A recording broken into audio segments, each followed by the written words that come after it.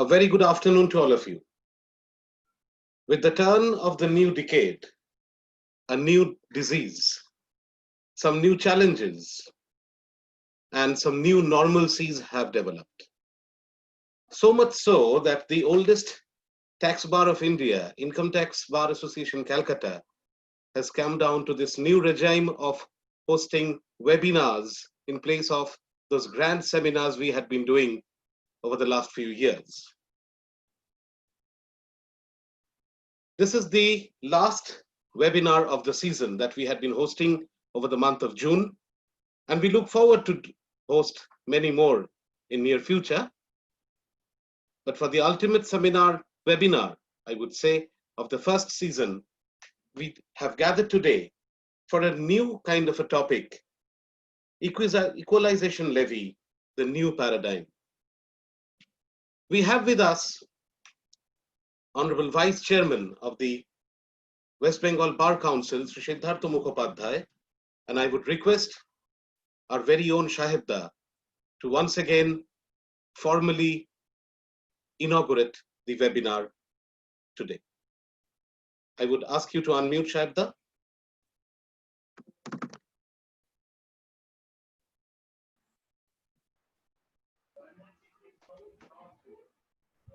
Shahibda. Hello. Hello. You are audible, Siddhartha. Okay.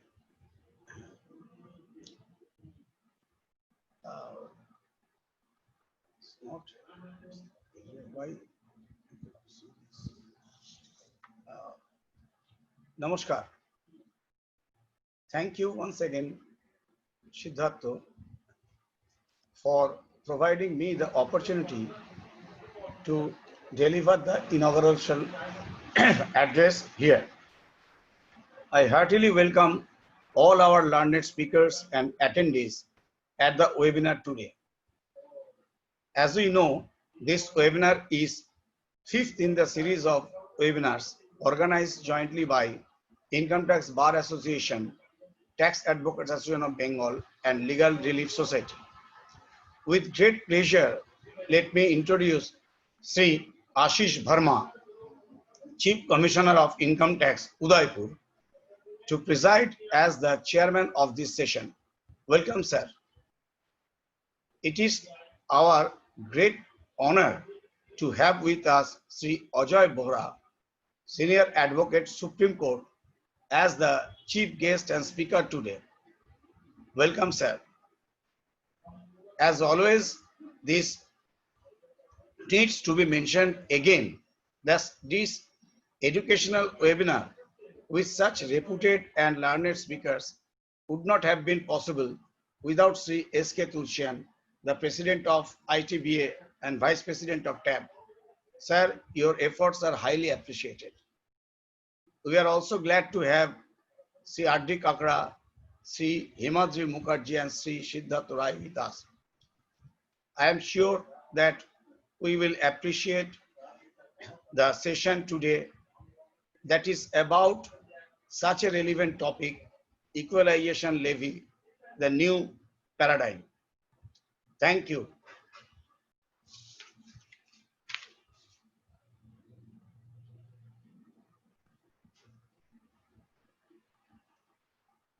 Hello? Thank you, Shahibda. Okay. I think Siddhartha had some technical glitch with the video, so we couldn't, we had his real virtual presence that way. We could hear him, but could not see him, but his blessings are there with us. I would now request Sri R.D. Kakra, Chairman of the Legal Relief Society. Legal Relief Society and Tax Advocates Association are collaborating with the Income Tax Bar Association in hosting this series of seminars. I would now request Kakraji to give the introduction of the topic. Please bet I'll unmute you as you would start your speech.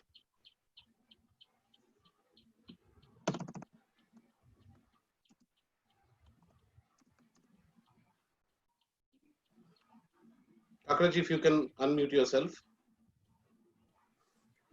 Am I audible? Yes, sir. Friends, heartiest welcome all of you once again. Today's webinar is the fifth Gyan Push organized by Income Tax Bar Association jointly with SAB and Legal Relief Society. It is my proud privilege to introduce you about the subject matter of today's webinar, Equalization Levy, the New Paradigm. Friends, you all are aware about the development of information technology over the last decade, which given rise to new business model, e-commerce. Today, virtual presence has taken over, or say, overtaken the physical presence. Equalization levy is a tax on e-commerce and first introduced by Finance Act 2016, and now by the amendment of Finance Act 2020, charge of this equalization levy is completely changed. Today, we understand the new paradigm, the impact of changes in the levy and related consequences from our Honorable Chief Guest and Speaker, Sri Ajay Bora, Senior Advocate, Supreme Court of India. I am confident that his lucid deliberation will enrich our knowledge on this new subject of taxation on e-commerce and digital transactions. With these words, I hand over the proceeding to Mr. Ray.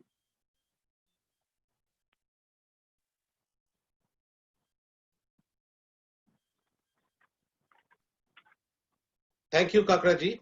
I would now request the President of the Income Tax Bar Association, Calcutta, Sri S.K. Tulsian, to please introduce the chairman of the technical session and address the gathering. Sir. Honorable Siddhartha Mukhopadhyay, the Vice Chairman Bar Council of West Bengal and Secretary Tax Advocate Association of Bengal, Sri R.D. Kakra, Chairman Legal Relief Society, the Chairman of the session, Sri Ashish Verma, the Honorable Chief Commissioner of Income Tax Udaipur, and our Honorable most respected Senior Advocate, Sri Ajay Bora, who is the Chief Guest today and the Speaker. This webinar has been organized by our esteemed organization, Income Tax Bar Association, in association with Tax Advocate Association of Bengal and Legal Relief Society. The topic is Equalization Levy, the New Paradigm, which is a burning issue in the international taxation arena today. We are lucky today to have amongst us a very learned, devoted, and down-to-earth professional, one being the chairman of the session, Sri Ashish Verma, Chief Commissioner of Income Tax Udaipur, and today's speaker's chief guest, Sri Ajay Bora, the Senior Advocate of the Supreme Court.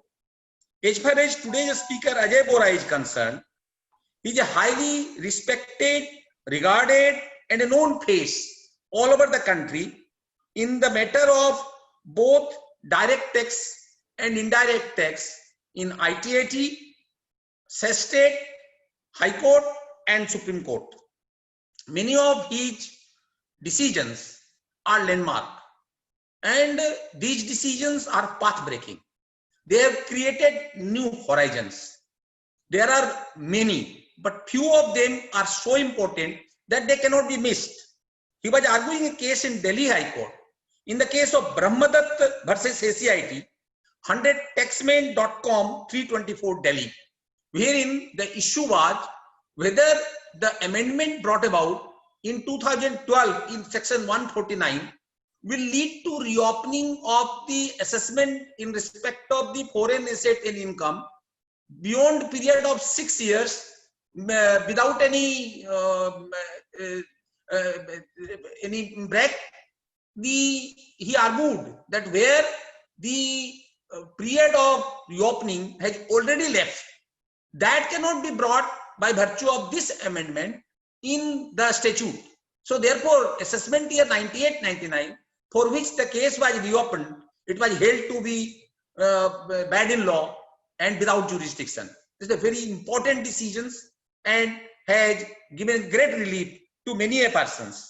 Likewise, in a very celebrated judgment before Delhi High Court, in the case of CIT versus Basist Chai Vyapar Limited, reported in 330 ITR, page 440, he was arguing a case where, with reference to the section 45Q of the RBI Act, the question was where an asset has become NPA, whether that can be allowed as deduction or not. The issue became very important because the Honorable Supreme Court, in the case of Southern Technology, reported in 328 20 ITR page 377, had held that RBI Act and the Income Tax Act both operate in the different domain. So therefore, the provisions of RBI Act will not hinge upon the decision in the Income Tax Act.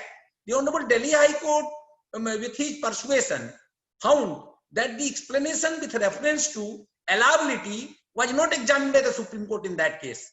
And Delhi High Court agreed with him that where the NPA has become bad and not recoverable at all, and the value has been reduced completely, then it should be treated as a business loss and allowed.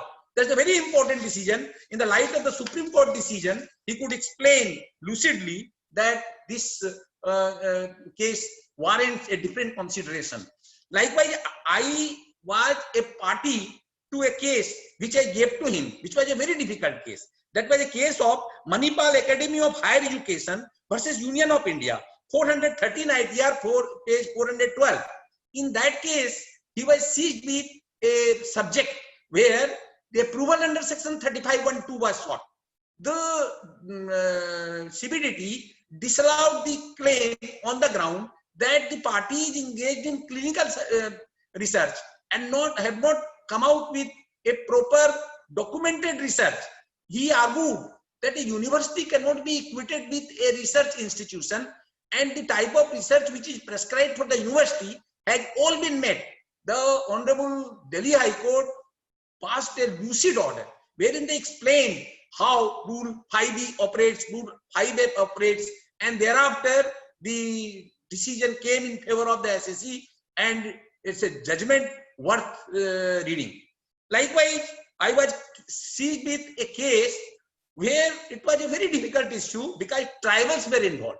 A full bench was constituted at the Tripura High Court, and the issue was that all those tribals who are working in Tripura, irrespective of their origin, are entitled to section 1026 deduction, or only the tribals of Tripura. The full bench, after hearing his argument, agreed with him that it is tribal per se who will be granted the exemption under section 1026. Such is his knowledge of law, his lucid explanation before the court, such is his power of persuasion, which has made him one of the lawyers in the forefront in the country today. And whoever seeks to have a proper justifiable case before the court, do approach him, and he has been a very successful lawyer that way. We will be hearing him today. However, his proper introduction shall be given by the chairman of the session. I had few experiences which I have shared with you. My job is to introduce to you the chairman of the session, Sri Ashish Barma, who is CCIT Udaipur now, and he will be chairing today's session. I have known Sri Barma over years. He is one of the finest officers of the department. He is a Bachelor of Engineering Electrical from IIT Roorkee. Prior to joining IRS in 1987, for 5 years, he has worked with Engineers India Limited and Central Electricity Authority. He joined IRS in 1987. After training in NADT, worked in Mumbai as Assistant Commissioner of Income Tax, ADIT investigation, and handled investigation of security scheme detected in Mumbai 1992 during the period from 1989 to 1994. He worked as ADIT and ACIT Central Circle from 94 to 98 in Kanpur and conducted very successful searches. He was Under Secretary in the Tax Planning and Legislation TPL of CBDT for 1 year from 98 to 99. He worked as Joint Commissioner having salary range and corporate range from 99 to 2003. He also worked from 2003 to 2008 in serious fraud investigation as founding member of this organization under Ministry of Corporate Affairs in the capacity of Additional Director Investigation. He detected many big corporate frauds under his leadership. In 2008, he was promoted as Commissioner of Income Tax and worked at CIT Moradabad and CIT Bareilly for 2 years. By doing hard work, he doubled the revenue of these charges. In 2010 to 2015, he worked a CIT appeal in Agra with distinction. He was PCIT in Kolkata from 2015 to 2017 and then PCIT Central from 2017-18 and thereafter Principal Director Investigation from 2018 to 2019. He, in the capacity of PCIT Central and DIT Investigation, was responsible for conducting searches on many finance brokers, which led to the discovery of huge sum of unaccounted money being laundered in cash in Kolkata and collected huge amount of taxes for government. That he got his promotion as CCIT and posted as CCIT Udaipur in 2019. With this brief introduction, I shall hand over my back to Siddharth Ray for further conduct of the proceeding. Thank you. Thank you so much, sir. It was wonderful listening to you. And now we are eager to listen to our chairman of the session, Honorable Shri Ashish Vermaji, Chief Commissioner of Income Tax, Udaipur. Sir, I've asked you to unmute. If you could please unmute yourself. Yeah, thank you, sir. Good afternoon, Shri S.K. Tulsian, President Tax Bar Association, Calcutta, Shri Ajay Boraji, and all participants. It is my proud privilege that I have been asked to chair this August gathering, and certainly the topic is also very interesting, and it is a new topic, and it will also enhance my knowledge as well as the knowledge of all the participants, because this is a burning issue right now, because the digital technology is increasing so much that it has become very difficult to tax the digital transaction correctly under the present international taxation system. So therefore, this problem, when it arises, OECD has come with some action plan, and it was recommended that digital transactions should be taxed in a such manner that similar type of business which is being done in a country and other who are working in the digital platform from foreign country should be treated at equal, at a par level. And therefore, our finance minister has introduced this equalization levy in the finance bill of 2016, and it became effective from 1/6/2016 with chapter 8 of Finance Act 2016. Initially, it was only levied on advertisement transactions on digital platform at 6%. But later on to 2020, its scope has been enhanced. And now all the e-commerce supply and services, they are being taxed at 2%.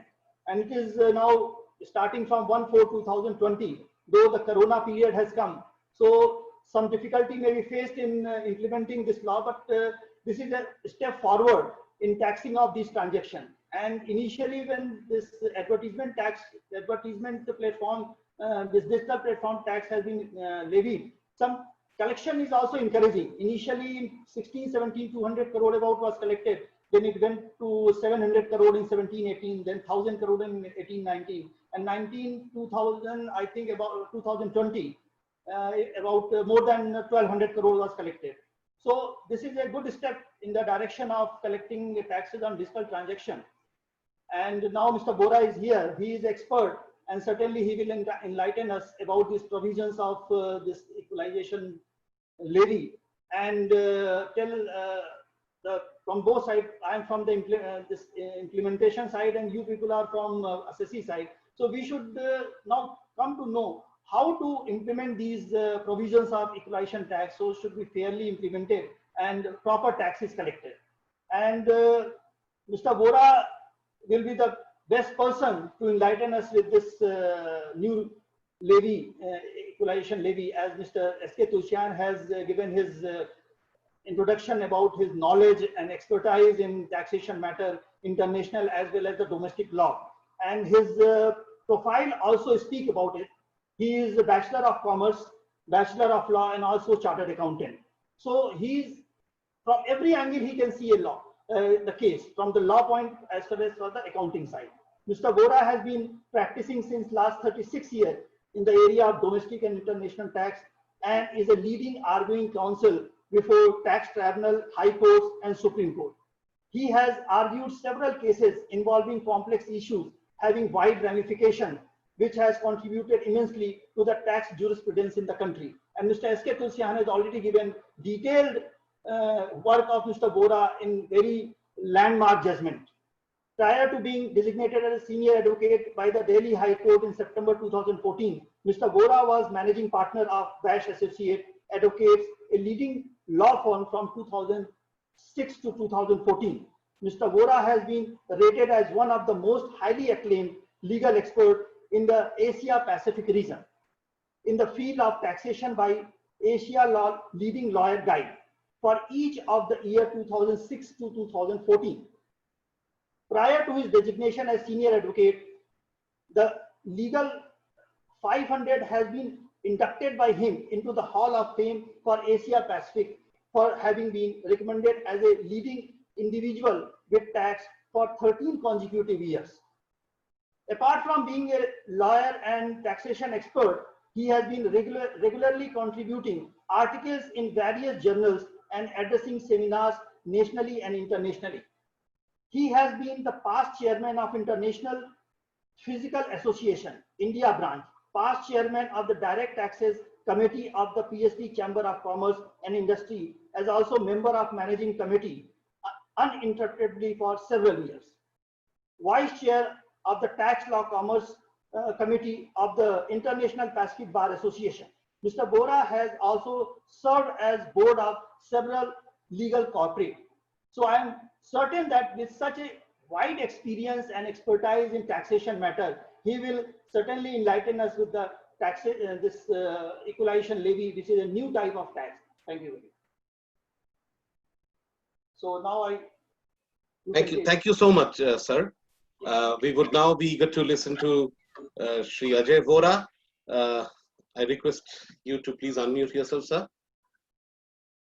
Mr. Vora.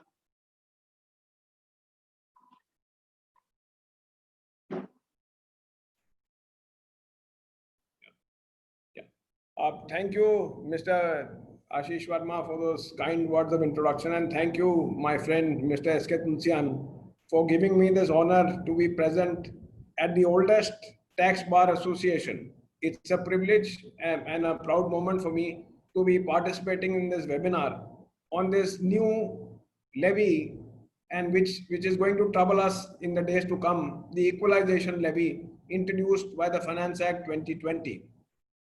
Friends, the world is converging, and at the moment converging for wrong reasons. COVID started from China but has affected the world over. The equalization levy is actually a thought of the OECD and the G20. The OECD has brought out a paper on base erosion, profit shifting, and which has been adopted and implemented by the G20. And this equalization levy that has been brought about is a recommendation of the OECD. Now, before I step into the subject in detail for a moment, I need to point out, as Mr. Verma said, the digital economy is growing. Now, the traditional form of taxation of foreign companies was if the foreign entity had a permanent establishment in India in terms of the relevant double tax treaty which governed the foreign entity, or had a business connection in India. Only in that situation was the business income enjoyed by that entity liable to tax in India. The developing nations felt that with the market shrinking, with the economy growing, the market-facing nations really don't get a chance to tax the income enjoyed by these enterprises coming from developed nations. So basically, if you look at India today, India has multiplied its internet users manyfold and is continuing to add people who use the internet very frequently or use substantial airtime on the internet, are ordering online, and that kind of business is growing.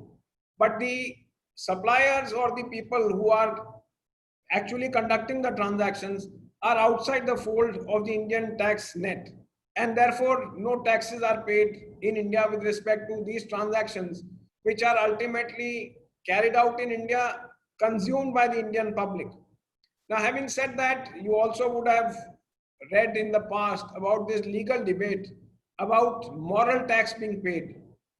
Amazon, Google, Starbucks, I think agitated the minds of people across the world when it was discovered that they are paying no tax or little tax in many of the jurisdictions in which they have sizable and substantial presence and from which they earn substantial revenue. Now, this led the G20 to form a group and the OECD to constitute a working group to come out with recommendations on how to tackle the tax incidence of digital economy. And we have moved away from the traditional concept of a permanent establishment of a business connection when we have sought to adopt many of the measures suggested by the OECD, which I will just elucidate in a moment. But having said that, you would also have read that despite the OECD recommendations, despite the G20, today nations are at loggerheads. I think this is also partly to do with the fact that economies and market size is shrinking because of COVID. You would have read that America, from where most of the established players who are, affected by this levy, has raised this issue with India, that this equalization levy is a unilateral levy sought to be enforced by India to the detriment of large American corporations. It has been at loggerheads with France and with UK on similar equalization levy introduced by those latter countries in their tax jurisdiction. So France has kind of bought peace with America, saying we will sit down and discuss and we will try and come to an acceptable solution. Similarly, UK is also talking to America on the same lines. America has also threatened to pull out of the G20 and said that unless there is a consensus, there can be no implementation of this equalization levy. But having said that, I think to be fair to Mr. Ashish Verma, Mr. Verma here represents the tax gatherer. Sir, I think tax needs to be collected in a manner that it does not hurt the taxpayer. I think it is not like the Shylock's tax that needs to be, taken out of the flesh of a person. As it was said, you may collect tax without an ounce of blood being dropped on the floor. I think that's the kind of approach that the tax department needs to adopt. Now, with regard to this equalization levy of 2020 in the Finance Act of 2020, it is so surprising that it did not find mention in the finance bill, which was tabled in the Parliament on 1st February. When the Parliament was meeting to pass the finance bill, because that limitation of passing the bill was, encroaching, and COVID was threatening the country, members of Parliament, including from Bengal, had threatened not to, attend Parliament, boycott Parliament. At that time, this equalization levy was introduced at the stage of passing of the finance bill. And without any discussion, this has been passed and made effective from 1st of April 2020. In fact, according to us, there are no statement of objects and reasons behind this equalization levy introduced in section 165A of chapter 8 of the Finance Act 2020. And there are many gaps that still persist when you actually sit down to implement this equalization levy. Mr. Verma has touted the statistics with regard to the increasing collections from the levy made for the first time in the Finance Act of 2016. And the Finance Act of 2016, just to recapitulate, had made Indian advertisers who advertise online liable to pay an equalization levy at 6% of the gross payment made to a non-resident online operator. So that collection is a cost that has to be borne by the Indian advertiser, nothing to do with the income of the foreign entity. And there was a specific provision in section 10, subsection 50 of the Income Tax Act that with regard to this payment of equalization levy on the advertisement revenue, the foreign advertiser would not be liable to tax in India under the Income Tax Act. So this was to prevent the double levy in a situation of this kind. So this was 2016, the Finance Act of 2016. I think industry, business silently bore this levy. Even the non-online, non-resident operators did not mind this levy for the reason that it was to the account of the Indian taxpayer or the Indian business community. 2018, this was again a recommendation of OECD.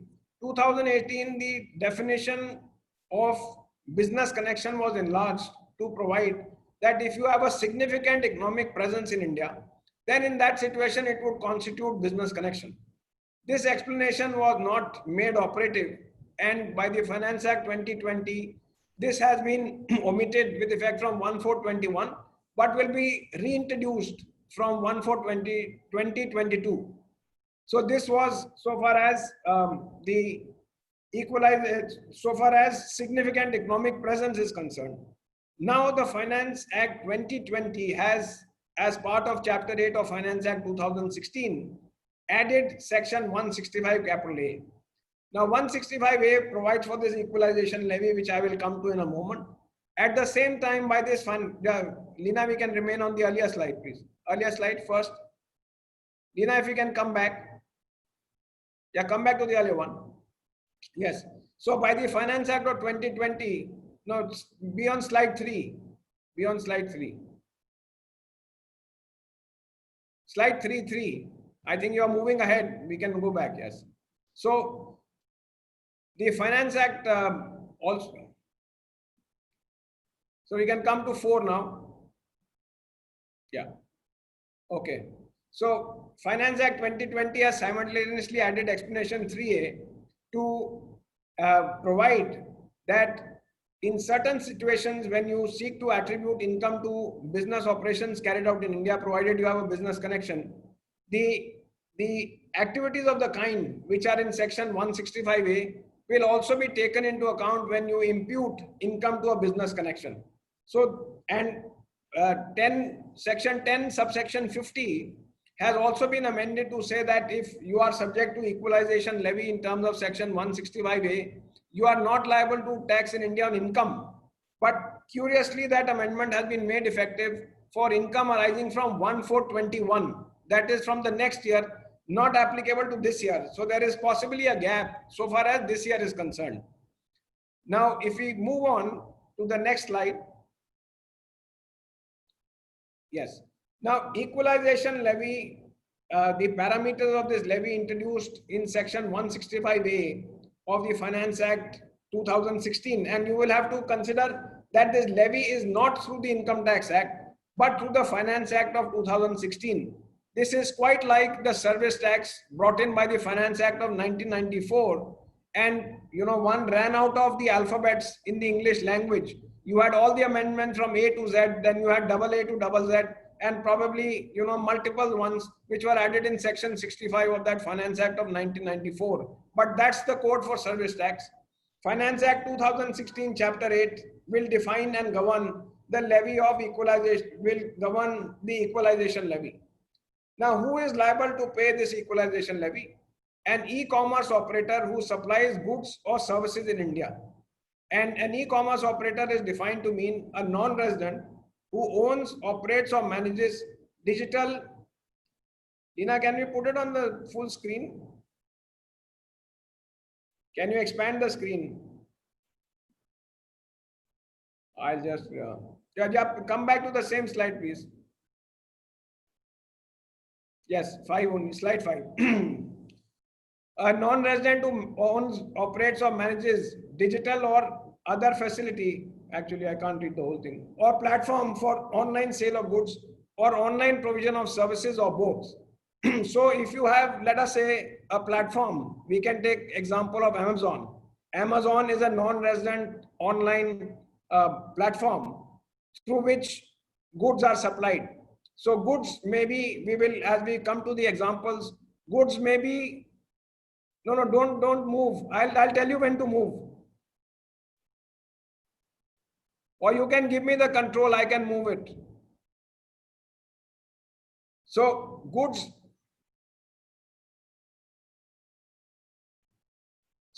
may be owned by Amazon, manufactured and owned by Amazon, in which case it is the supplier of goods. or Amazon may facilitate an online transaction where Amazon is only an online operator. Now, in that situation, the equalization levy will be liable to be paid by Amazon. And as you can see, this e-commerce supply of services is defined to mean online sale of goods owned by the e-commerce operator, online provision of services provided by the e-commerce operator, online sale of goods or provision of services, or both facilitated by the e-commerce operator, or any combination of the above. So here you may have a sale of goods through an online platform, you may have provision of services or supply of services through the platform, or the online platform merely facilitates the transaction that happens. Now in that case, the online platform is liable to pay 2% of the consideration received as equalization levy. And friends, this first payment is due to be made on 7th of July. So for the quarter, 1st April 2020 to 30th June 2020, you are liable to make payment of this equalization levy by 7th of July. The latest notification issued by the CBDT although extends the dates for making compliance with regulation relating to equalization levy, the date for payment has not been shifted. The date payment continues to be 7th of July. And it'll be interesting to note that Chapter 8 of the Finance Act 2016 makes no provision for assessment or appeal with regard to equalization levy. So it is like a self-assessment. You compute the transactions made during a quarter, you paid the equalization levy at 2% of the consideration received by the 7th of the succeeding, month succeeding the end of the quarter. So here you will ask that I gave you the example of Amazon, where Amazon is only facilitating the transaction. Where Amazon collects money from you, pays it over to the supplier of goods. Now in that situation, whether the 2% should apply on the commission or the fees that is retained by Amazon, or it should apply on the gross consideration. Clearly there is no clarity.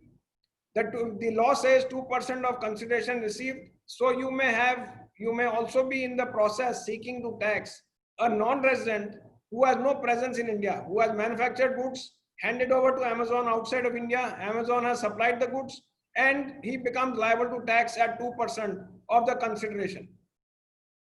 So then we can go to the next slide. Slide 6. Now page number 6.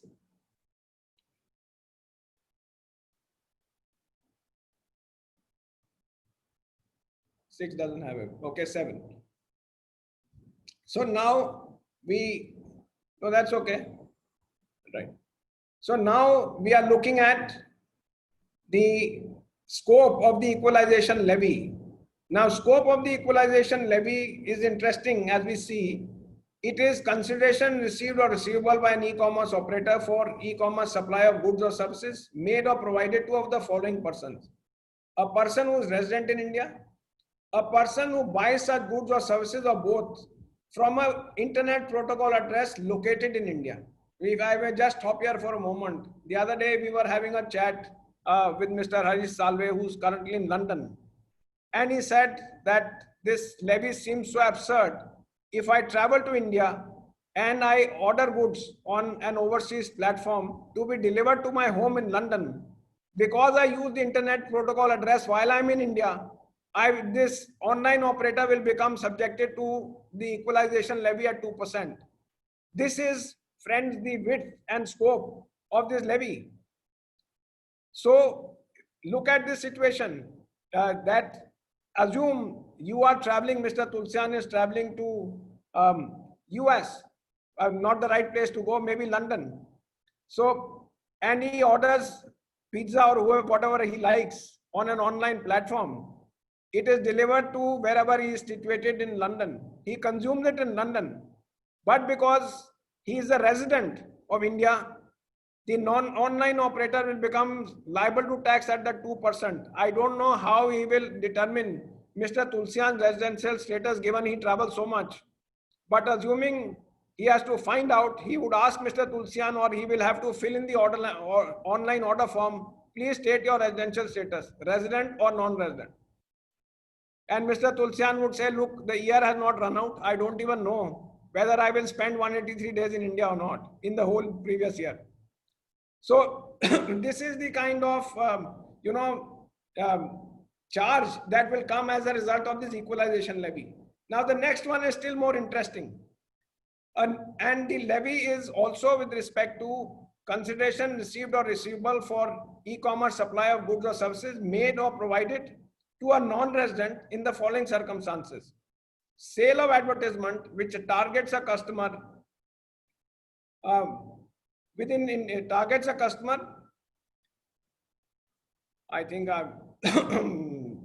may I just one moment. I am not able to read the entire thing.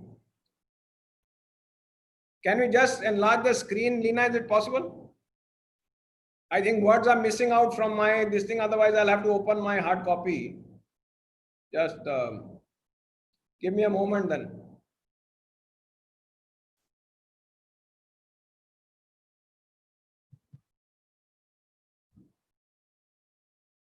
Can we open this? This is the maximum. Okay, I'll just check. Yeah, this remove this. This is not coming in. Yeah, so Shelly ka wo nikal do. Mr. Vora, if you can. No, I have it full here screen. now. I have it. You may not see me. Yeah, but I can see now. Yeah. No, we can see you. No problem. Okay, fine, Go ahead. fine. Yeah. So, sale of advertisement which targets a customer who is resident in India or a customer who accesses the advertisement through internet protocol located in India. Now, frankly, this has been brought in basis the equalization levy through the Finance Act of 2016 for the first time, that when you talked of advertisement on an online platform. Now, one is not really able to visualize when is there a sale of advertisement. I am a company manufacturing a product. My advertisement is patented. My advertisement is under a copyright. I don't see how there'll be a sale of the advertisement which targets a customer who is resident in India or a customer who accesses the advertisement through internet protocol located in India. So here in this case, those cases which are covered under the erstwhile section 165 of the Finance Act 2016, they are excluded. But if there is a sale of advertisement, then in that situation, this will be subjected to the equalization levy. I am not clear on how this will operate, but I will leave it for the time being. Sale of data collected from a person who is resident in India or from a person who uses internet protocol address located in India. Now, Mr. Tulsian is traveling to London. He sits on his computer and he decides to book a flight from Kolkata to London. Now, the moment he does his booking on an online platform, the next minute he will have advertisements coming from hotels in London. And he will have 10 different hotels to choose from when he goes to London. Now, how does this happen?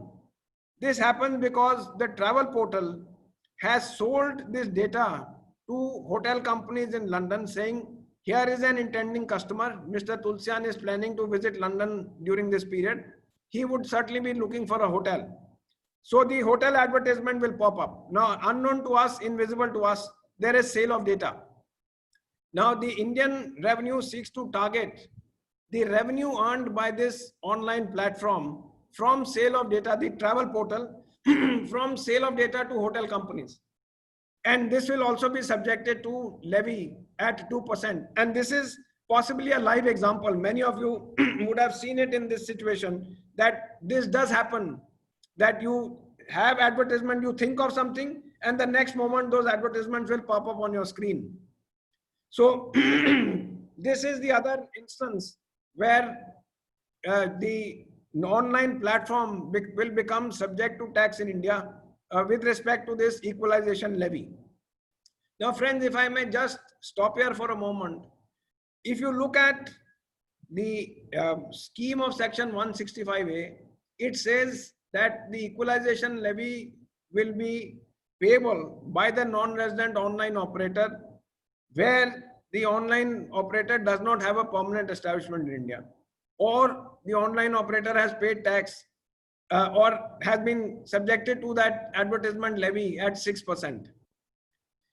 Now, according to me, the scheme of this equalization levy is that if the non-resident is not liable to tax in India because the non-resident does not have a permanent establishment in India, or the non-resident, although that is not clarified in the law, or the non-resident does not have a business connection in India, then because the non-resident is not paying tax in India, it will be subjected to this equalization levy. I think the board will have to clarify this, that on a parity of reasoning, like you exclude a non-resident who has a permanent establishment in India, you would equally exclude a non-resident who is liable to tax in India by virtue of a business connection if he is coming from a non-treaty country. So we will await that situation. So here you are looking at targeting people who do not pay tax in India, do not have a permanent establishment stroke business connection, but carry out transactions with a person resident in India or a person who uses internet protocol address located in India. Now in these situations, you seek to subject the non-resident online platform to equalization levy at the rate of 2% in India. Now a question arises, can we move to the next slide? A question arises, this is what I have already covered. A non-resident e-commerce operator, as I mentioned, excluded P in India, already covered under EL, and the threshold for the aggregate sales turnover gross receipts is 2 crores. Now a question arises that what is the nature of this levy? Is it income tax, or is it an indirect tax, or is it any other kind of levy? Frankly, as I mentioned to you, OECD gave 3 recommendations and they said choose any of them. The first was the levy of 6% on advertisement revenue, or significant economic presence constituting business connection, or this equalization levy. India has chosen all 3. So India brought in the advertisement levy in 2016, significant economic presence in 2018, now deferred to 2022, and the equalization levy in 2020, and a combination of all will operate by 2022. So this is how we are aggressive as a tax gathering nation, that we implemented all of it rather than picking up which should be suited to the Indian conditions. So coming back now to the question, what is the nature of this levy? After the OECD recommendations, India constituted an e-commerce committee. The e-commerce committee submitted its report sometime in 2015, and they also suggested these alternate bases of taxation. But they said that this equalization levy is not in the nature of tax on income, because the non-resident does not earn income in India, not liable to tax in India. It is not in the nature of tax on income because you are levying it on the turnover, on the gross consideration. So therefore, it should not be brought through the Income Tax Act. So the suggestion was it should come in through the Finance Act. And that is why the first levy came in through Finance Act of 2016 in Chapter 8 of that Finance Act. This levy in the Finance Act of 2020 is also part of Chapter 8 of Finance Act 2016. So Finance Act 2020 amends Chapter 8 of Finance Act 2016 to include Section 165 A, which covers this equalization levy of 2%. Now, questions have been raised whether this will be constitutionally valid. And the e-commerce committee was conscious of the fact that there may be challenge to the constitutional validity of this provision, and that's why they said, don't bring it through the Income Tax Act, but through the Finance Act. They also held the view that this will not be justified in terms as tax on income in terms of entry 82 in list 1 to the 7th schedule to the Constitution, but may be justified under under entry 92C or 97 of list 1. 92C, entry 92C has never become operative. Entry 97 is a residual entry which gives right to the union to levy this kind of tax. So there are arguments that this is not in the nature of tax on income. And therefore, the question will be, what is the nature of this levy? Whether the union is competent to levy this charge through the Finance Act of 2016. Now views are coming around to say that the legislature may be competent to make or provide for the equalization levy through the Finance Act, that is within the legislative competence. And since this is a charge on the gross transaction value, the union, even in terms of, Article 246A of the Constitution, has the right to make this charge, even if it is assumed to be an indirect tax, with respect to, international trade. So the jurists are of veering around to the view that it may be possible to uphold the constitutional validity of this provision, but the absurdity of the levy is not lost. Mr. Verma, pardon my using that expression, but given the sweep, the width, the scope and breadth of this provision, as I mentioned to you, the abnormalities that exist with regard to this levy, it may be possible that the court may read down or water down this levy in certain situations, especially as I gave the example of a non-resident using the internet protocol address while temporarily in India, making that order or making the transaction value subject to equalization levy in India, or a resident traveling overseas seeking to order goods or services, and the non-resident online operator becoming subjected to the equalization levy. Equally, there are no mechanisms to monitor this. How do you ensure that Mr. Tulsian, who orders the pizza in London, is a resident and the online operator must collect equalization levy or must pay equalization levy with respect to his order? There are no mechanisms, as I mentioned to you. There is no procedure described for an assessment, for an appeal, and so on. This is almost like a self-payment under a equivalent to a self-removal scheme under the excise laws. So this has not been thought through. Then the other issue that is arising, we can move on to the next slide. This, as I mentioned, the Act does not provide for any of these measures. The only requirement is to pay the taxes. Now, I'll just stop here. Yeah. So the other issue that is arising and which is being raised by all these multinational corporations, that while we pay this equalization levy in India, this is not tax on income, as the e-commerce committee itself has said.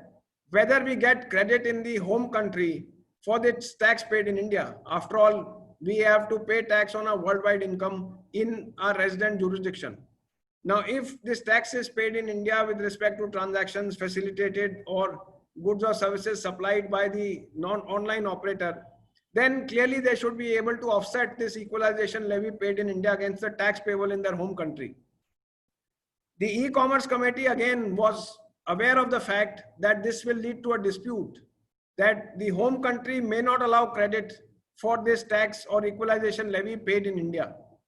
And the e-commerce committee recommended that before introducing this levy, you must have a dialogue and a consensus with the non-resident jurisdiction in order to make sure that credit for this equalization levy is available in the home country.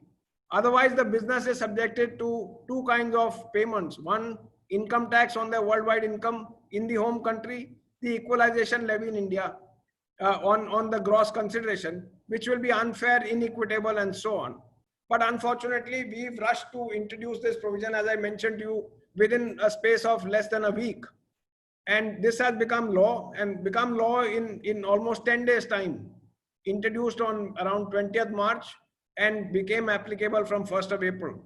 So these are issues that are going to arise as times unfold, as business realizes the gravity and significance of this levy, and they will feel a dent to their business. So while online transactions are increasing manifold, while customers in India are getting more and more used to making online purchases, the fact of the matter is that margins are shrinking, businesses are feeling the heat, and therefore they would not be aligned to paying more than what is actually due from them. So we will see in the days ahead, there will be nations at loggerheads trying to figure out a way in which one can seamlessly enact laws which allow the market-facing economy to collect due share of tax, but at the same time don't bleed the multinational corporations. So friends, with those few remarks, let me get into some interesting case studies, which is on the next slide, just to illustrate the point. So here, if you see, I think everyone today has a lot of time on hand. You are looking at, Netflix and otherwise, and you have an online brick and mortar store of Charles and Keith's. So you have the e-commerce operator outside of India. You have a customer in India who makes an online order and makes payment for goods or pays subscription fees to Netflix for streaming digital content.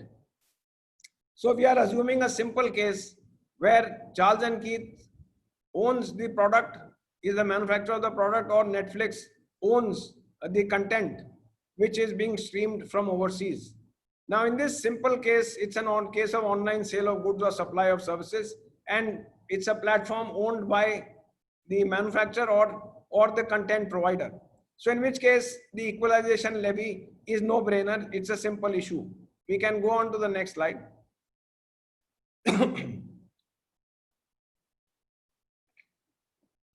No, I gave this example. Mr. Rex on the slide is Mr. Tulsian here. So here the question is that he makes a purchase. Now, what we have sought to point out is you make an online purchase and you make a purchase through email. What will be the difference? Whether it will lead to different consequences. For example, while Mr. Tulsian is traveling to London, he sends a request to Taj London that please book a room for me from so-and-so to so-and-so. And they send a return mail confirming his booking. He goes to London, he is allotted the room, he makes the payment and he checks out. And in another situation, Mr. Siddharth Ray is making an online, I think he is younger and quite used to, being online. So he makes an online booking. Now in an online booking in Taj London for the same price, maybe Taj London will have to pay the 2% in India for this online booking done for Mr. Siddharth Ray. But in the other case, where Mr. Tulsian is like a walk-in customer who has had a pre-booking done on mail, whether the equalization levy will be applicable is again an open question. I think Mr. Verma will have to, brainstorm of how you would seek to cover even a booking through email and equate it to an online purchase of goods or supply of services.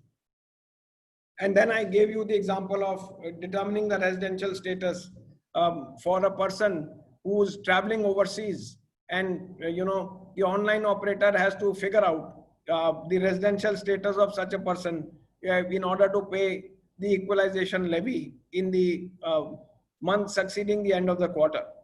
So these are open issues that will arise as business roll out these kind of, and there are several variants. There are so many variants that you can discuss. We can spend a full day on discussing various situations of how business is transacted on the net. Frankly, I am a novice. I am not technologically very savvy. I depend on people to make or use of the net, but one is able to figure out that there can be so many instances. If we go back to the Netflix example, assume you have a different content provider and Netflix is only streaming that. Now what do you do to the royalty? The royalty that Netflix is paying, or assume Netflix has purchased the program from a content provider. Now there are so many variants that arise. One question that arose in the context of royalty was, royalty is generally taxable on gross basis, let us say 10%, 15% under the treaty or under the act. Now, can somebody say that I am making a supply of service online and I should only be paying 2%? Let us say you download some software on the net. In terms of equalization levy, the online operator should be paying 2%. but it also answers the description of royalty under the act or the treaty. Can therefore that person say that, look, I am subjected to this 2% equalization levy and I should not be subjected to the 10 or 15% gross tax on royalty? To my mind, the answer is no. The act does not give you that option or the right to choose the lower of the levy. Again, this brings us to the basic question under the scheme of the act and the equalization levy. It's my personal view that if you are not liable under the act, then only are you exposed to this equalization levy. But if you are liable to tax under the act, whether as royalty, as a PE or as a business connection, then the taxation will be under the provisions of the Income Tax Act, and one does not have to resort to equalization levy. Equalization levy is a residuary provision targeted to those whose income is not subjected to tax in terms of the provisions of the act read with the applicable double tax treaty. I think that is where I am coming from, but we will see how this unfolds in the days ahead. So we can come to the next slide, please.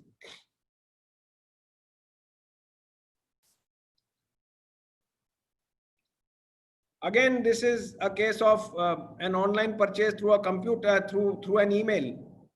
So you can have both situations where, you know, the product is ordered through email or it is ordered online. Again, whether, you know, one can possibly say that there are differences with respect to the mode and the manner in which the order is placed. In both cases, goods are imported. In both cases, goods are supplied from overseas. And we are looking at here the manufacturer of the goods itself. The manufacturer of the goods has an online platform and also makes supplies offline. But should there be different consequences merely because there are different modes of transacting the same product?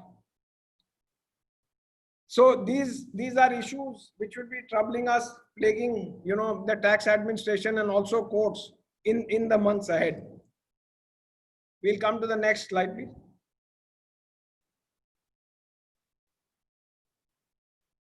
Now, this is a question of, you know, where the online operator facilitates the sale. So if you look at this transaction, we have several people here. We have an e-commerce operator, let us say Amazon.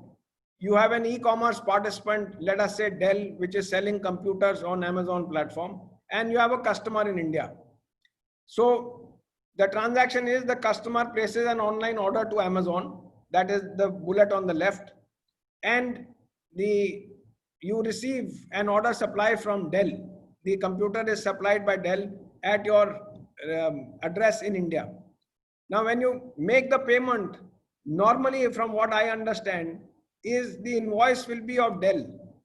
And wherever applicable taxes or so on concerned, they will also be charged by Dell. Dell will be responsible for bearing the taxes. Now, the payment is made to Amazon. Let us say the payment is made for $1,000. Amazon retains only 10 in this whole arrangement, and 990 is given to Dell for the computer supplied. As I mentioned to you, the levy is on the value of the transaction. Now, whether it should be charged on 10, which is retained by Amazon, which is the online operator, or it should be on the entire US dollar 1,000 is an open question. Dell is otherwise not liable to tax in India. We are assuming Dell is not otherwise liable to tax in India on the sale of goods made in India in the absence of a permanent establishment stroke a business connection. So the law as it stands requires Amazon to pay 2% equalization levy on $1,000. And our friends in the revenue have said that we are aware that in these kind of models, in fact, the retention is almost 10% and odd. So according to them, the 2%, the margin in this whole arrangement is more than 10%. So according to them, the 2% is on a lower side. So the online operator should not be worse off when it pays 2% on $1,000, although it is retaining only $10 as its commission or as its fee under the arrangement. So these are issues that multinational corporations have raised. As I mentioned to you, President Trump has tweeted on this that he is going to take up this matter very seriously, vigorously with various nations, and threatening to pull out of G20, threatening that this levy cannot be put into force before countries reach a consensus. So there can be no unilateral implementation of these provisions. So we can come on to the next slide. So again, similarly, the hotel example that I gave to you, that was for a product, this is for a service. Same thing, yeah. Next slide, please. So this is the question about gross consideration versus the commission that needs to be retained. Next one. I think this is not a one. So now I have flagged a few questions. So now whether this levy can be said to be extraterritorial operation. I have answered this question of constitutionally valid or not. Now whether it can be said to be extraterritorial in operation.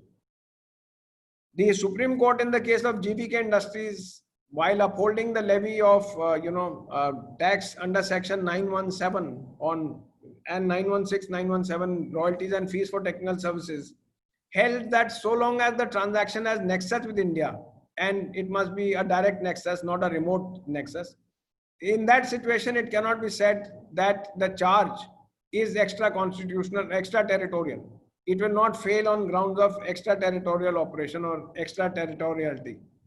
So here in this case, the two examples that I gave, where a non-resident coming to India uses an internet protocol address located in India.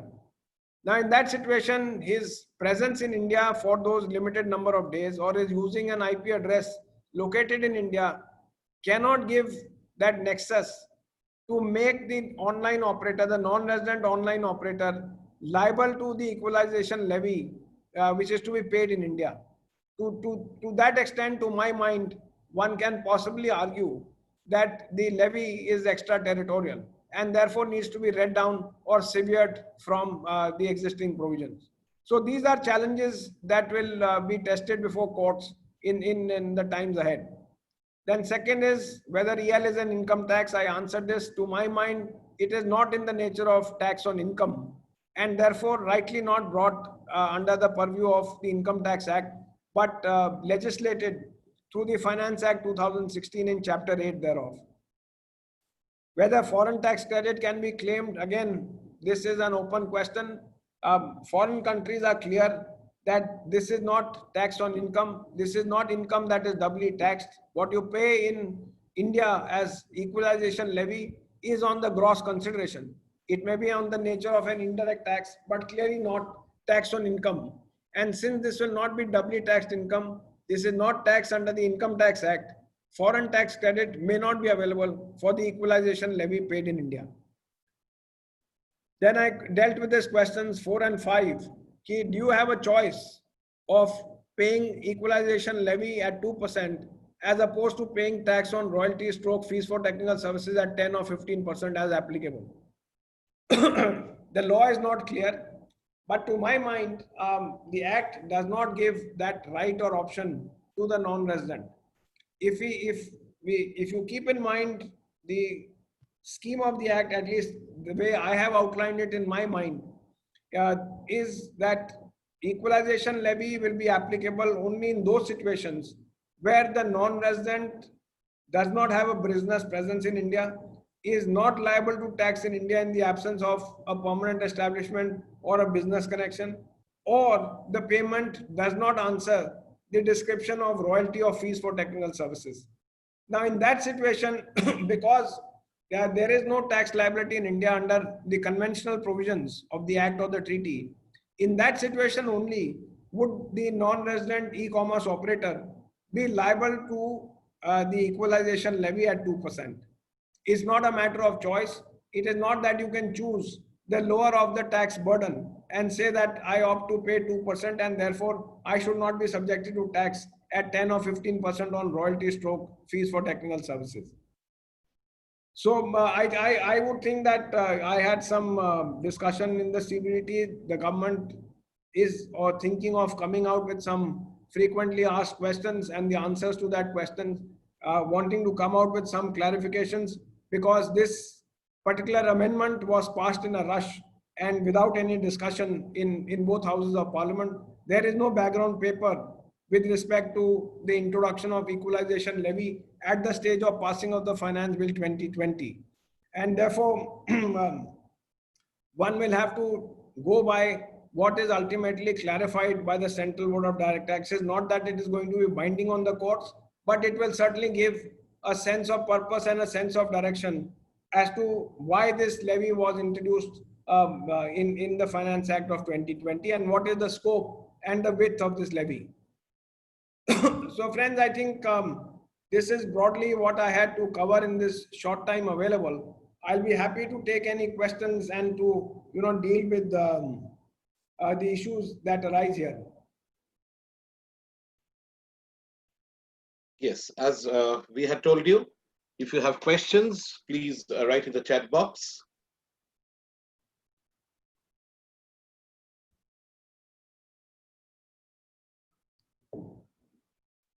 If you have any questions, you can write in the chat box, or if you would, yes.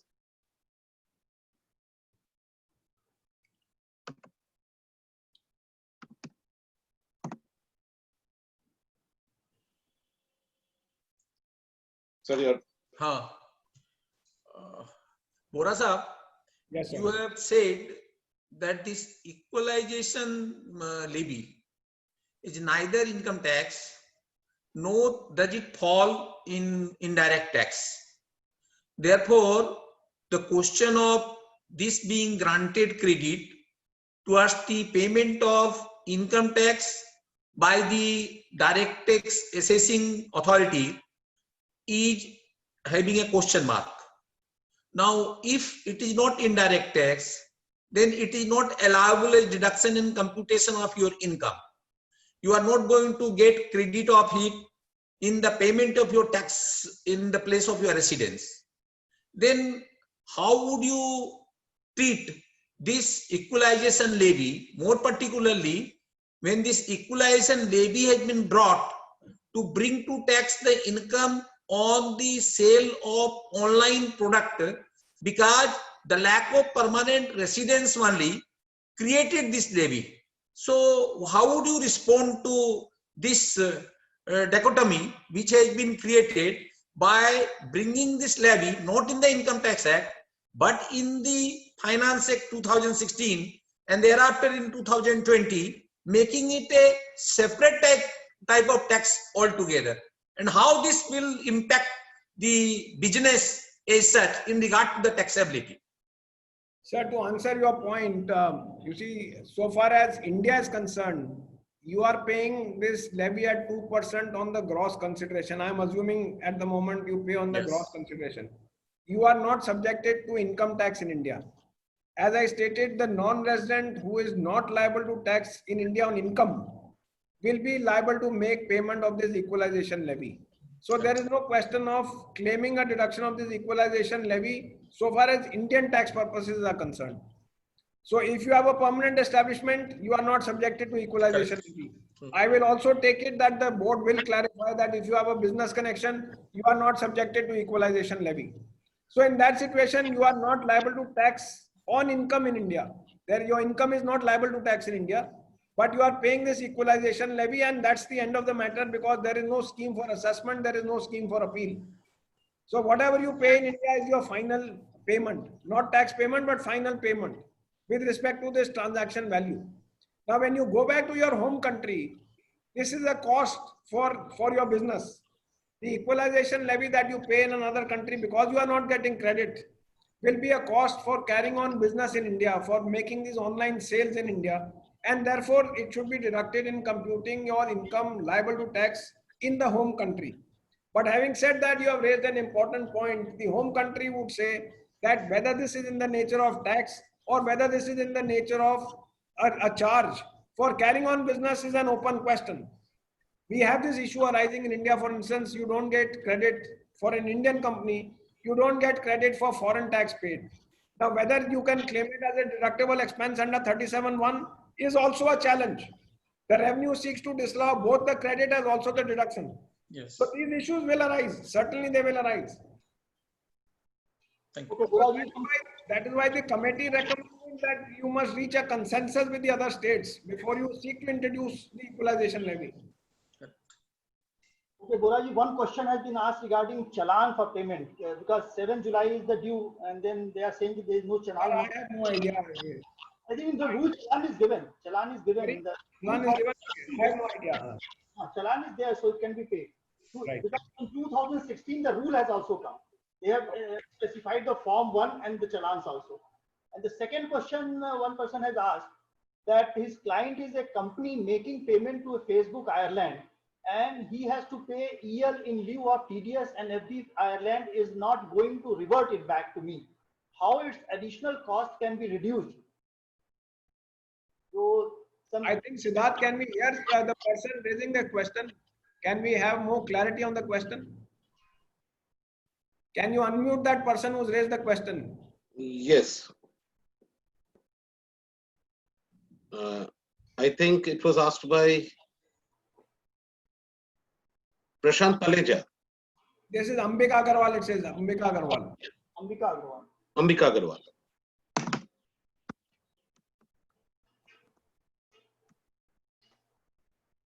Mr. Agarwal, if you can hear. Hello. Good afternoon, everybody. Hello, sir. Can you hear me?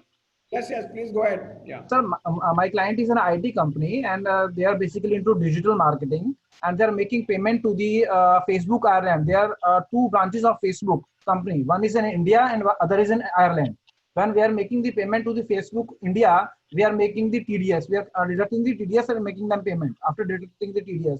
But the Facebook Ireland, they do not allow us to deduct the TDS, and equalization levy is applicable. Even in the financial year 1920, we deducted we charged we had to make a payment of 6% of equalization levy in lieu of TDS. That is an additional burden when we are trying to connect with the Facebook Ireland to revert the same, because that is an additional cost to us. They are saying no, they are not going to revert it back to us. So is there any provision? Otherwise, our complete calculation of our costing is going higher by 6%. Right. On advertisement part. Yeah, so this equalization levy introduced for the first time by the Finance Act 2016 was on online advertisement made by an Indian advertiser on an online platform. If you are into digital marketing and you are seeking the help of Facebook Ireland to carry out your digital marketing program or your digital advertisement, then under the law you have to pay this 6%. Now this is this 6% is your cost, because Facebook Ireland is not liable to tax in India with respect to this 6%. So irrespective if they are not even subjected to tax in India, you still have to pay the 6%. For the Indian advertiser, this is additional cost. But Facebook Ireland, if it is liable to tax in India, yes, will have to pay tax, and TDS will come in only if their income is subjected to tax in India. If Facebook Ireland is not liable to tax in India, 195 will not trigger. So this is, I think this is an additional cost that you will have to factor in your business. And as Mr. Verma said, they are happy they have collected some 1200 crores from this online levy of 6%. Right, sir. Thanks a lot, sir. For another question, they are asking.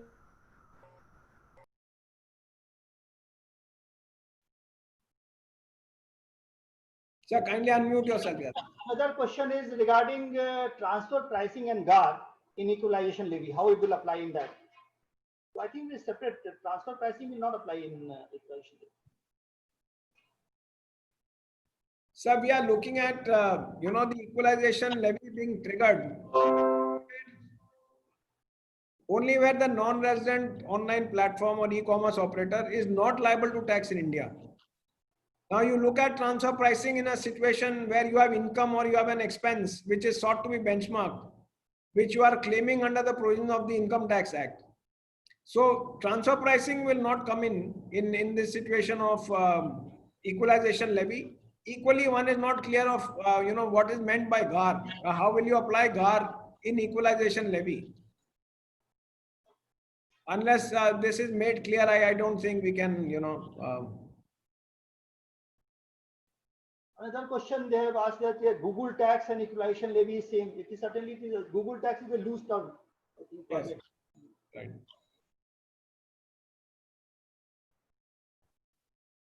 I think this is given various names in different countries. Google tax is, I think, probably the most popular name.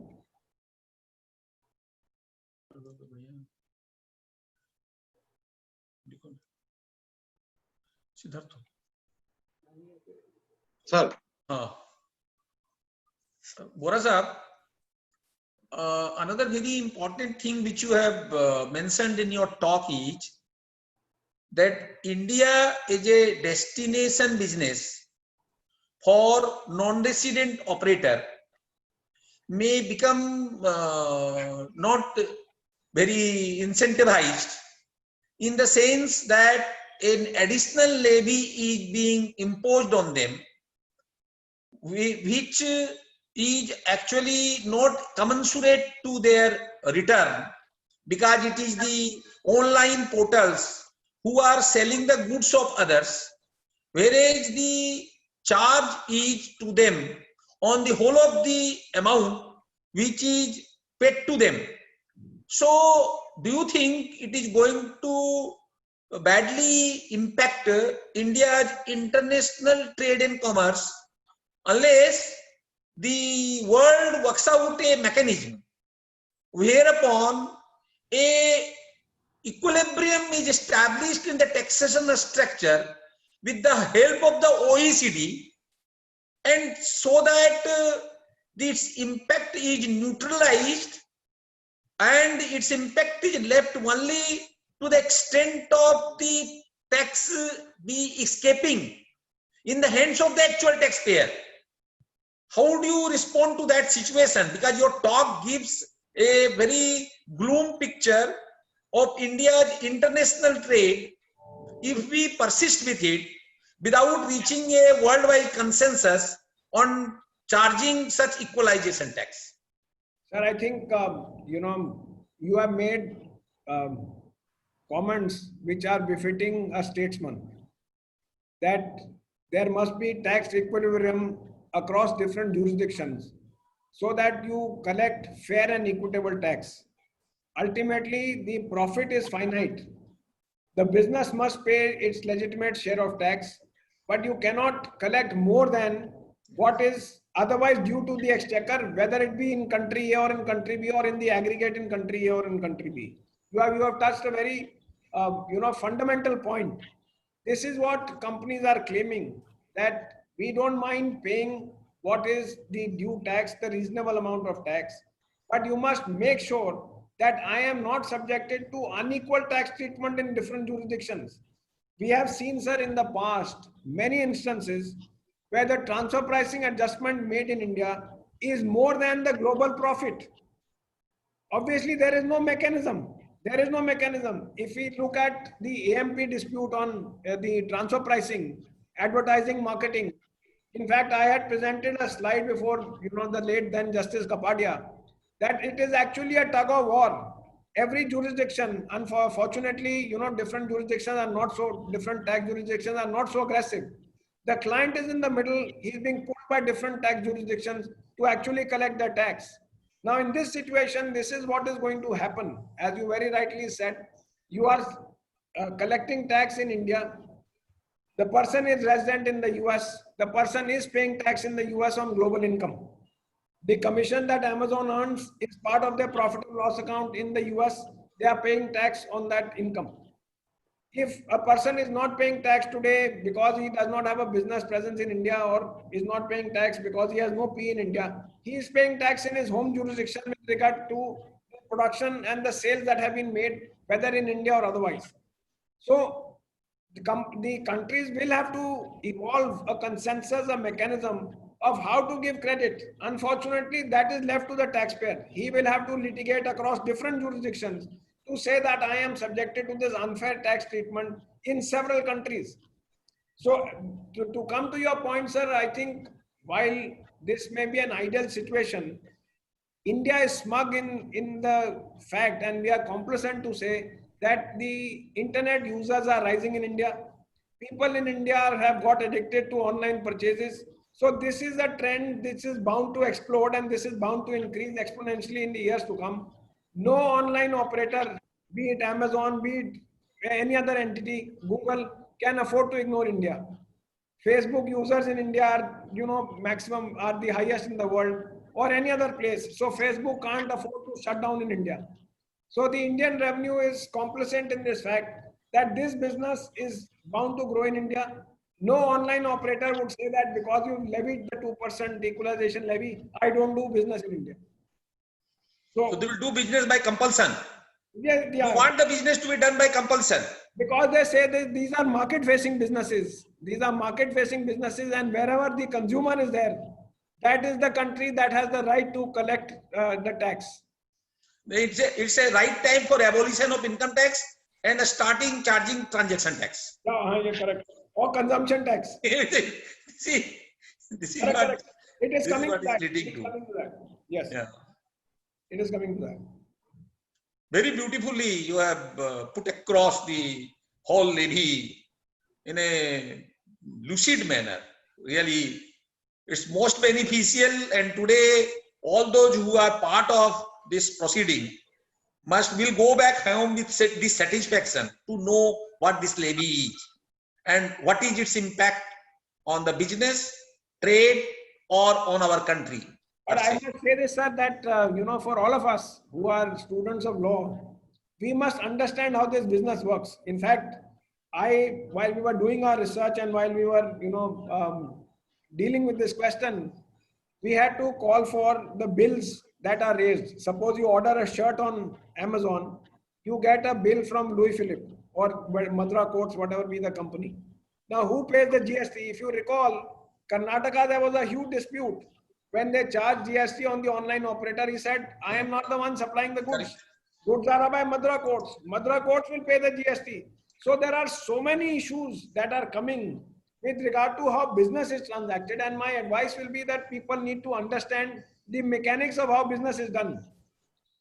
This business is done in nanoseconds. I gave the example of sale of your data of travel to London, to a hotel in London. We were not aware, we were wondering how the hotel suddenly pops up an advertisement and says, Mr. Tulsian, you are welcome to come and stay in Taj London. So this is the invisible trade that happens between these companies, unknown to us, unknown to the consumer. But it's an emerging country, yes, having a great future.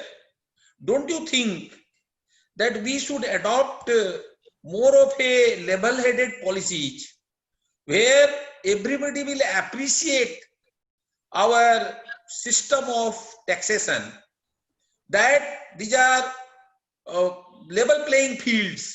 Right. Everybody who approaches this country will have an ideal business environment, not per force or by compulsion.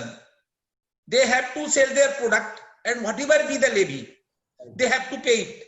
Right. Don't you think your observation that we have a big market, so therefore they have to come, so they have to agree to the payment of this levy, is against such a situation? If Government of India puts its mind across, and since we decide to become a big player, since we want to have a big population, we have got a big consumption, we want all the big industries to come and set up in India, we want to become big in all ways. So why don't we have a welfare measure where our taxation are increased, but it's a level playing field? So you are absolutely correct. If we take a long-term horizon, yes, that's the way to go. yes, You can't have a short-term perspective. yes. You see, our population is today the biggest consumers, the biggest purchasers, and the purchasing power is only going to increase over the years. Yes. So if you look at establishing your long-term presence in this digital world, I think I would suggest, as you very rightly said, you need to have a tax system that is fair, that is certain, that is reasonable. As an example, when you are charging 2% on gross consideration, you need to clarify that it will be only 2% of the commission. Correct. so that the likes of Amazon and others are certain that we pay only on the commission, Correct. rather than leaving them to litigate this thing in the courts here. Correct. And the courts, as you know, take 20 years or more to settle disputes. True. That's true. So I think going forward, according to me, that's the way to grow. Yes. You have to sacrifice your short-term interest for a long-term future. Beautiful. Very good. Very good. Thank you. Back to the chairman. It was very informative, and I think everybody would have quite interest in the understanding what is the equalization levy. But there are certain questions which are now cropped up, and certainly with the operation of this new tax, the situation will be cleared more and more it is implemented, and in time to come, more equity will be there. And it is a very useful that I can say ITBA. Chairman sir, is there any other question that we need to take? No, I think they are asking for PPT to be mailed. Yeah, that's a separate technical issue that we'll take care, try to work it out that way with the permission of our chief guest. So with that, we come to the concluding stage of the program. So I keep you on mute. And as we started it all with the new regime, the new things happening, but somewhere we still stick to the traditional Indian Arthashastra thing of tax collectors should be acting like honeybees. That is the only thing that we are looking forward to. Now, do we have Manoj Kataruka, the Joint Secretary of the Income Tax Bar Association, Calcutta. And Manoj, if you can unmute yourself and offer the formal vote of thanks before we end the meeting. Manoj, you need to unmute yourself. Yeah, thank you, Siddharth. Am I audible? Yes. It's an honor and privilege to propose this vote of thanks on behalf of the Income Tax Bar Association, jointly with the Tax Advocates Association of Bengal and the Legal Relief Society.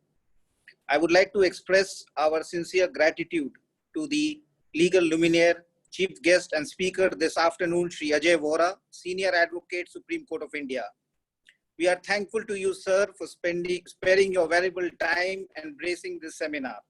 So the insights shared by you in detail on the burning topic being equalization levy has been enriching. Sir, with your vast knowledge, you have wonderfully given detailed insights on the law on this issue and explained how this law was brought in through the Finance Act and not the IT Act, and its constitutional validity challenge pending in the courts, as well as various issues arising thereof. We are very grateful for enriching and educating us. Thank you very much, sir. I would like to express our hearty thanks to the chairman of this webinar, Shri Ashish Verma, Chief Commissioner of Income Tax, Udaipur, who we are fortunate to have once more amongst us, having spent a lot of time in Kolkata. So you have very aptly introduced the topic of the day by giving the keynotes. So thank you very much. I want to express my gratitude to Shri Siddharth Mukhopadhyay, Vice Chairman of the West Bengal Bar Council and Secretary of the Tax Advocates Association of Bengal, as well as Shri R.D. Kakraji, President of the Legal Relief Society, for joining their hands together with the Income Tax Bar Association and in organizing this webinar in such a wonderful and smooth manner. Thank you very much, Siddhartha and Kakraji. Special thanks goes out to Shri S.K. Tulsianji, President of the Income Tax Bar Association, Calcutta, for his unflinching support, encouragement, and dedication, without which it would have been truly difficult to organize this webinar. Thank you, sir, for your proactive support to the ITBA in all times. Last but by no means the least, thank you all the participants for spending this afternoon and making this webinar a grand success. I hope this topic has enriched you all. Thank you very much.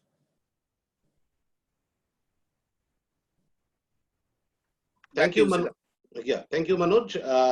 That will be all. And now, with the permission of the chairman and our president, can we call it a day and end the meeting for all?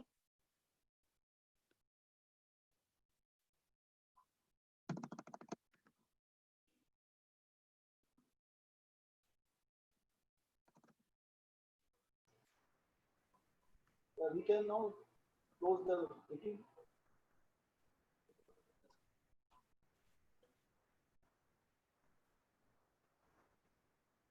President sir, can we end the meeting, Chairman? Yes, we can end the meeting. Okay, thank you so much. And Income Tax Bar Association Calcutta, in collaboration with Tax Advocates Association of Bengal and Legal Relief Society, would like to be meeting you all virtually shortly. Let's hope for the best. Stay well and stay safe. Thank you.